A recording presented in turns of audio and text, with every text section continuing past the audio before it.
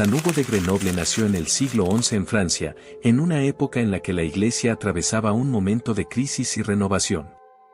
Era un tiempo convulso, donde las reformas cluniacenses trataban de restaurar la disciplina eclesiástica, mientras los abusos del poder feudal y la corrupción dentro del clero amenazaban con socavar la esencia misma de la fe. En este escenario nació Hugo, un niño que, sin saberlo, estaba destinado a convertirse en un faro de rectitud en medio de la tempestad. Desde pequeño, Hugo demostró una inteligencia brillante y una devoción que llamaban la atención de quienes lo rodeaban. Se decía que tenía una capacidad innata para el estudio, pero lo que más impresionaba era su amor por la oración y su inclinación natural hacia la contemplación. A diferencia de otros niños de su edad, a Hugo no le interesaban los juegos ni las distracciones mundanas. Su mente estaba puesta en cuestiones más elevadas, en los misterios de la fe y en la búsqueda de una vida guiada por la virtud. Su familia, de origen noble, tenía planes para él. Como era común en aquel tiempo, los hijos varones de buena cuna solían ser destinados a la vida militar o al servicio de la iglesia. Para Hugo, la segunda opción parecía la más adecuada. Así que, sin dudarlo, fue enviado a formarse en las enseñanzas sagradas. Su educación fue rigurosa, pero él absorbía el conocimiento con una facilidad asombrosa. No solo dominaba las escrituras, sino que también desarrolló una gran elocuencia, lo que le permitió destacar entre sus compañeros y maestros. El destino le tenía reservado un camino que pocos imaginaban. Cuando apenas tenía 27 años, se produjo un hecho que cambiaría su vida para siempre. El obispo de Grenoble había sido depuesto por el Papa Gregorio VII debido a la corrupción y el desorden que reinaban en la diócesis. La situación era caótica, el clero estaba sumido en la inmoralidad, muchos sacerdotes vivían en concubinato y los bienes de la iglesia eran manejados con total arbitrariedad. Era un lugar donde la fe parecía haber sido desplazada por la ambición. Fue entonces cuando, sorprendentemente, el Papa fijó su mirada en Hugo. A pesar de su juventud, su fama de hombre íntegro, sabio y piadoso lo convirtió en el candidato ideal para restaurar la diócesis. Sin embargo, cuando recibió la noticia de que había sido nombrado obispo de Grenoble, Hugo quedó paralizado. No buscaba el poder ni los honores eclesiásticos, su único deseo era servir a Dios en humildad. Durante días, luchó contra su propia conciencia, preguntándose si realmente era digno de tal responsabilidad. Pero al final, comprendió que no era una cuestión de querer o no querer, sino de obedecer el llamado divino. El día de su consagración como obispo fue uno de los más difíciles de su vida. Cuando ingresó en la ciudad, la vio con otros ojos. Las calles, los edificios, los rostros de la gente, todo le transmitía la sensación de un pueblo que había olvidado a Dios. Pero lejos de sentirse desalentado, decidió que su misión sería devolver la luz a aquella diócesis sumida en la oscuridad. Desde el primer día, Hugo comenzó su reforma con una determinación inquebrantable. Expulsó a los clérigos corruptos, estableció normas estrictas para la vida sacerdotal y puso en orden la administración de los bienes de la iglesia. No le tembló la mano al enfrentar a los poderosos que se habían aprovechado de la debilidad del anterior obispo. Sin embargo, sus acciones le valieron muchos enemigos. Hubo quienes intentaron desacreditarlo, quienes conspiraron contra él y quienes buscaron intimidarlo. Pero Hugo no se dejó amedrentar. Sabía que el camino que había elegido no sería fácil, pero también sabía que la verdad siempre prevalece. Con el tiempo, su trabajo comenzó a dar frutos. La diócesis, que antes era un nido de corrupción, empezó a transformarse en un centro de fe y devoción. Las iglesias volvieron a llenarse, la gente empezó a confiar nuevamente en sus líderes espirituales y el ejemplo de Hugo inspiró a muchos a llevar una vida más cercana a Dios. Sin embargo, en medio de su lucha por restaurar la iglesia en Grenoble, ocurrió algo que pondría a prueba su vocación de una manera inesperada. Un grupo de hombres llegó a la ciudad en busca de ayuda.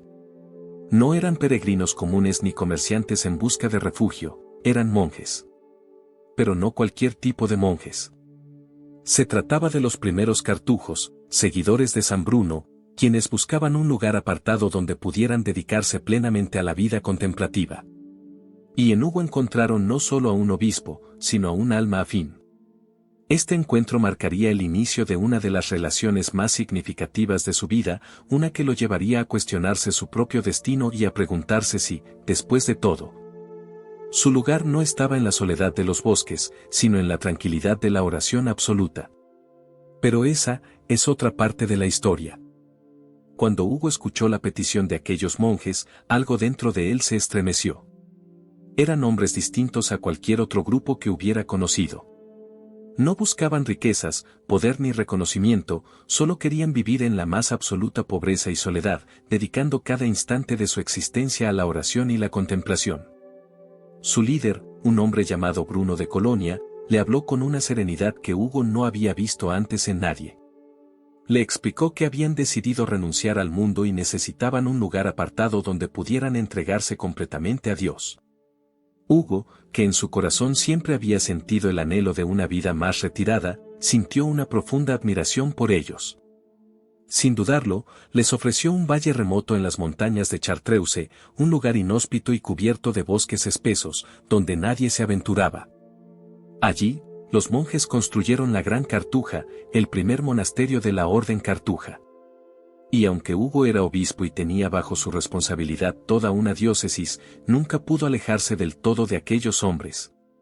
Frecuentemente, dejaba atrás la ciudad y se internaba en las montañas para compartir con los cartujos, adoptando sus costumbres y aprendiendo de su disciplina. En aquellos días de silencio y meditación, Hugo encontraba la paz que tantas veces le había sido esquiva en su labor episcopal. Llegó un momento en que la atracción por esa vida se hizo tan fuerte que tomó una decisión drástica: renunciaría a su cargo como obispo y se uniría a ellos. Sin embargo, Dios tenía otros planes. Cuando presentó su renuncia al Papa, esta fue rechazada rotundamente. La Iglesia aún lo necesitaba en Grenoble, y aunque su alma anhelaba la reclusión, debía continuar su misión. Hugo obedeció, pero su corazón siempre permaneció dividido entre su labor en la ciudad y su deseo de retirarse a la Gran Cartuja. Los años pasaron y Hugo se convirtió en un ejemplo de santidad. Su vida estaba marcada por el sacrificio y la entrega total a los demás.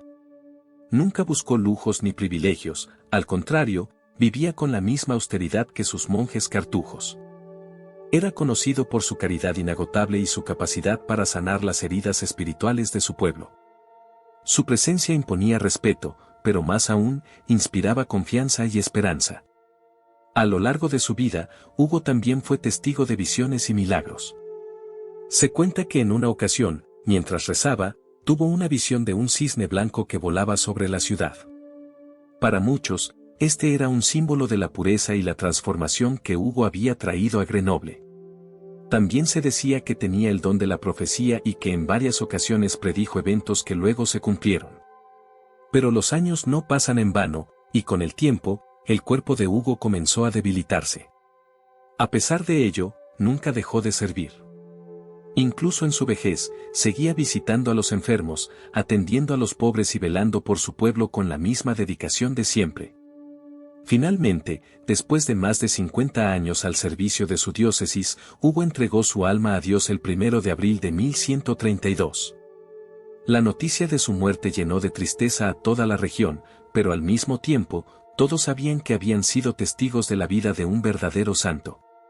Fue canonizado en 1134 por el Papa Inocencio II, apenas 2 años después de su fallecimiento, un hecho poco común y que hablaba de la huella imborrable que había dejado en la Iglesia.